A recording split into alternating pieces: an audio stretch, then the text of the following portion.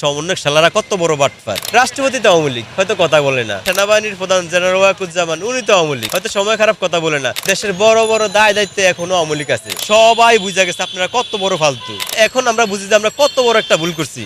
সমন্বয়ক আপনার এরা এক উদ্দেশ্যে কি আর করার আছে, এরা তো আপনার মানে পালানোর পথ খুঁজতে আছে, কেমনে ফালাইবো, মানে কোন কৌশলে ফালাইবো, কোন স্টাইলে ফালাইবো, মানে কোন দেশে বাড়ি করে ওরা সেফ থাকবো, শুধু এই চিন্তা করে। কারণ ওরা জানে যে ক্ষমতা বিএনপি আসুক, আওয়ামী লীগ আসুক বা জামাত আসুক, আমরা কারো বন্ধু না, ঠিক আছে। আমরা হইলাম তৃতীয় চতুর্থ কোনো ব্যক্তি, তাহলে আমাকে যে দেশে কোনো ঠাই হইবে না এরাও বোঝে। ওরা চিন্তা করতেছে আপাতত কোন দেশে বাড়ি করা যায়, কোন দেশে লাইফ সেটেল করা যায়। এই আপনার এই বাংলাদেশের যেহেতু আওয়ামী লীগ মানে গেছে, চইলা গেছে, এই যারা উপদেষ্টা বর্তমানে আপনার বেশিরভাগ উপদেষ্টাই আওয়ামী লীগপন্থী, ঠিক আছে। এই বেশিরভাগ উপদেষ্টাই আওয়ামী লীগপন্থী। দেশের বড় বড় দায় দায়িত্বে এখনো আওয়ামী লীগ আছে, হয়তো মানে কথা বলার সিস্টেম নাই, এই জন্য কথা বলে না। কিন্তু ওই সব জায়গায় আওয়ামী লীগের একটা সিন্ডিকেট আছে, সব জায়গায়। এটাই সরকার বুঝলেও সরানোর কোনো ক্যাপাসিটি নাই। আপনি দেখেন বর্তমানে একটা দেশের প্রধানকে রাষ্ট্রপতি না, রাষ্ট্রপতি তো আওয়ামী লীগ, হয়তো কথা বলে না। আপনার এই যে সেনাবাহিনীর প্রধান জেনারেল ওয়াকুজ্জামান উনি তো আওয়ামী লীগ, হয়তো সময় খারাপ কথা বলে না।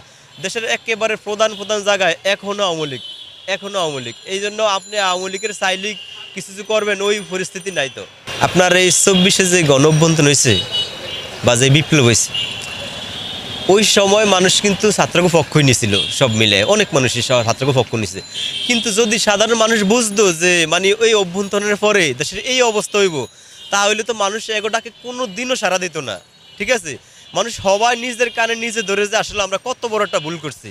বর্তমানে এখন আমরা বুঝি এই রিস্কালারও কিন্তু ছাত্রকে পক্ষ নিচ্ছে, কিন্তু বর্তমান প্রেক্ষাপটে এখন আমরা বুঝি যে আমরা কত বড় একটা ভুল করছি। মানে কাগো কথায় আমরা কে করলামটা কি, ঠিক আছে। আমরা যে চোর খেদা ডাকাত জায়গা দিচ্ছি, এটা শুধু আমরা বর্তমানে এখন বুঝছি। আর এই ঢাকা শহরের প্রত্যেকটা ভার্সিটির প্রত্যেকটা ছাত্র বুঝা গেছে যে সমন্বয়ক শালারা কত বড় বাটপার। এরা জনগণের জন্য করতে চাইলেও করতে পারবো না, কারণ ওই অবস্থা নাই।